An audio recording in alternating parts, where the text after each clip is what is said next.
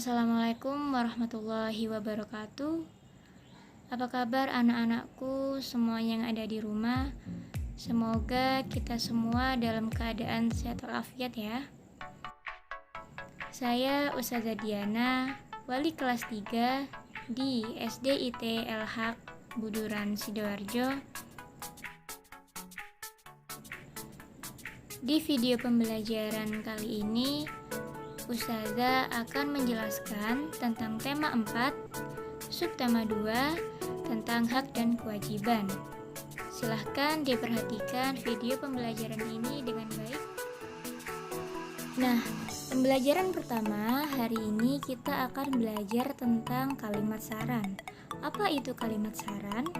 Kalimat saran adalah kalimat yang berisi pendapat, biasanya dalam bentuk solusi yang diajukan kepada seseorang tentang suatu masalah.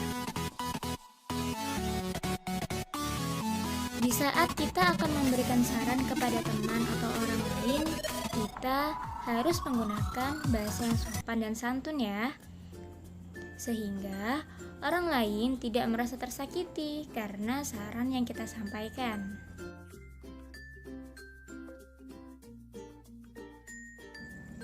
Bagaimana cara menulis kalimat saran? Nah, biasanya kalimat saran itu menggunakan kata sebaiknya, alangkah baiknya, dan seharusnya.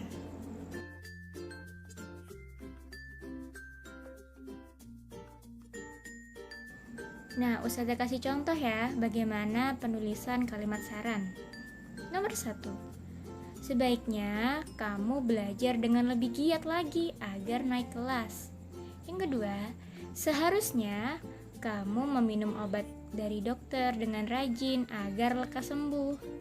Dan yang terakhir, jika kamu pergi bermain, alangkah baiknya kamu izin kepada orang tuamu terlebih dahulu. Nah, seperti itu ya teman-teman bagaimana cara menulis kalimat saran. Memberi saran dengan baik terhadap teman juga termasuk sikap menghargai teman. Kita harus memberikan saran yang baik jika melihat teman kita melakukan hal yang keliru. Ini kita lakukan sebagai tanda bahwa kita itu menyayangi teman. Menyayangi teman termasuk pengamalan sila kedua Pancasila. Di pembelajaran selanjutnya, kita akan belajar tentang hak dan kewajiban. Apa itu hak dan kewajiban? Nah, hak adalah sesuatu yang pantas didapatkan setelah kita melakukan sebuah kewajiban. Dan kewajiban adalah sesuatu yang harus dilakukan terkait dengan peranan dan tanggung jawab. Jika kewajiban telah terpenuhi, maka manusia baru boleh menuntut haknya. Oke, hari ini kita akan belajar tentang contoh hak anak di sekolah. Apa saja teman-teman hak yang kita dapatkan di sekolah? Yang pertama, kita mendapatkan nilai pelajaran dari guru. Yang kedua, kita bisa menggunakan fasilitas sekolah. Dan yang ketiga, kita mendapatkan bimbingan dari guru. Nah, itu tadi adalah contoh hak anak di sekolah. Selanjutnya, Ustazah akan menjelaskan contoh kewajiban anak di sekolah. Yang pertama, anak harus belajar dengan tenang. Yang kedua, kewajibannya adalah memakai seragam sekolah yang rapi. Dan yang ketiga, tertib mengikuti upacara bendera ataupun tata tertib di sekolah. Kesimpulan yang bisa kita ambil dari hak dan kewajiban tadi yang sudah Ustazah jelaskan, bahwa sebagai makhluk sosial, kita tidak akan bisa hidup sendiri dan pasti akan membutuhkan orang lain kan? Nah, dalam hal prosesnya, kita akan mengenal yang namanya hak dan kewajiban sebagai bagian dari bentuk tanggung jawab kita.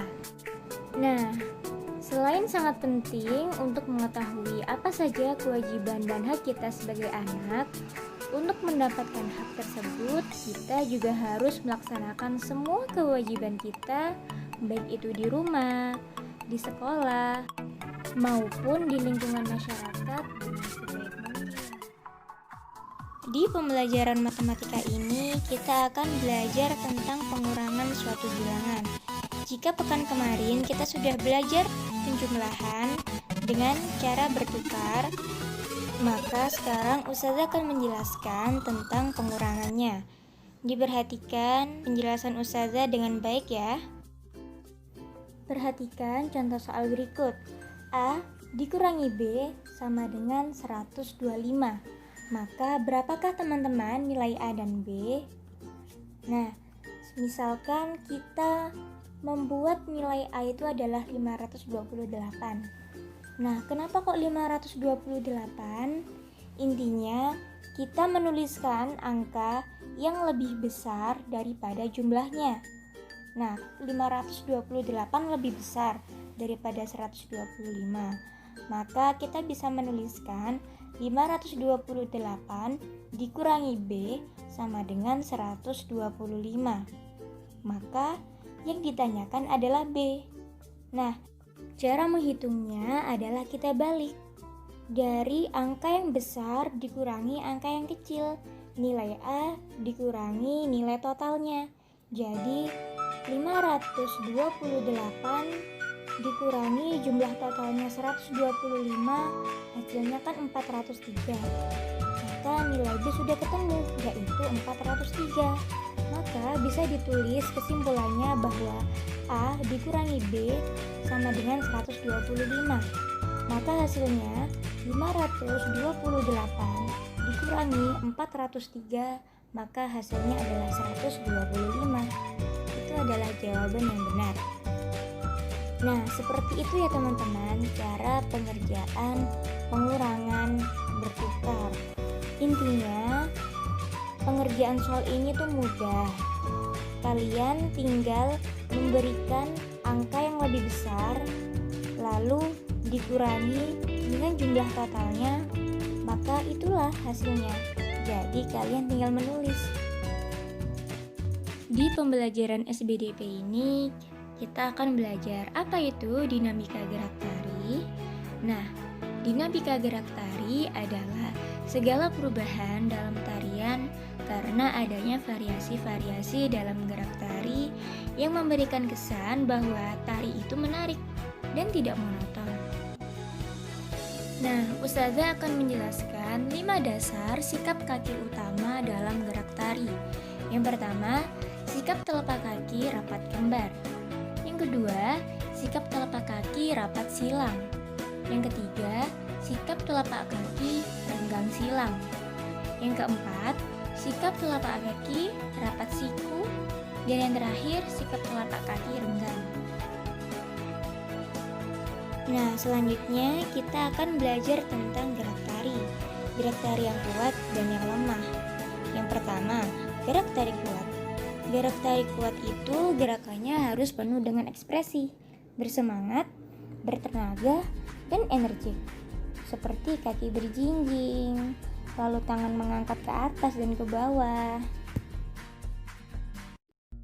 Yang kedua adalah gerakan lemah. Gerakan lemah itu adalah gerakan gemulai dan penuh penghayatan. Contoh, menggerakkan kedua tangan ke samping, ke kiri, dan ke kanan, lalu ke atas dan ke bawah dengan lembut.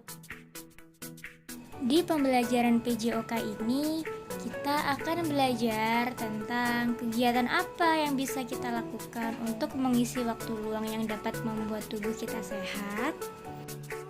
Apalagi di masa pandemi ini, kita dituntut untuk selalu di rumah. Tidak boleh kemana-mana, tidak boleh sekolah, dan melakukan aktivitas di luar rumah dengan sembarangan. Nah, pasti kita banyak waktu luang yang ada di rumah kan? Nah, lalu kegiatan apa ya supaya badan kita ini tetap sehat walaupun di rumah aja? Nah, permainan apa? Yang pertama, kita bisa bermain bola. Entah itu bola besar ataupun bola kecil. Entah itu bermain bersama adik ataupun kita bermain sendiri. Kegiatan yang bisa kita lakukan yang kedua adalah permainan tradisional. Kita bisa melakukan permainan tapak gunung atau yang biasa kita sebut dengan permainan engkle. Kita juga bisa bermain tebak-tebakan, bermain peta umpet, bermain loncat tali, bermain egrang, atau permainan lain yang bisa kita lakukan bersama teman, ataupun saudara, ataupun kakak atau adik. Kegiatan yang ketiga, kita bisa melakukan jalan-jalan. Nah, jalan-jalan ini banyak ya. Ada yang ikut jalan-jalan bersama ibu untuk membeli makan, membeli sayur, ataupun kita sekedar jalan-jalan di sekitar rumah bersama teman-teman. Ketika kita berjalan ke masjid, nah itu juga termasuk jalan-jalan. Kegiatan selanjutnya kita bisa lari atau jogging. Nah, lari ini banyak ya. Ketika kita bermain sepak bola bersama teman, kita pasti berlari. Ketika kita terlambat untuk datang ke masjid, kita harus berlari ke masjid. Dan banyak kegiatan yang menuntut kita untuk berlari. Kegiatan selanjutnya adalah bermain bersama teman. Nah, dari semua kegiatan yang sudah Ustazah sebutkan tadi, jika kita melakukannya bersama teman-teman, itu sama artinya dengan kita bermain bersama teman. Karena kita melakukan pekerjaan atau kegiatan itu bersama-sama. Nah, bagaimana kegiatan tersebut? Kok bisa sih membuat badan kita sehat, padahal kita hanya bermain? Nah, apakah karena banyak gerakan kaki atau banyak gerakan tangan nih? Jadi, ketika kita bermain, kita melakukan kegiatan yang kita menggerakkan kaki dan tangan, itu sama artinya dengan kita berolahraga secara ringan, ya. Jadi, kalau tidur berarti kita tidak olahraga karena kaki dan tangan kita tidak bergerak. Nah, dari penjabaran yang sudah Ustazah jelaskan, berarti kalian sudah tahu ya bahwa kita wajib untuk melakukan kegiatan supaya badan kita tetap sehat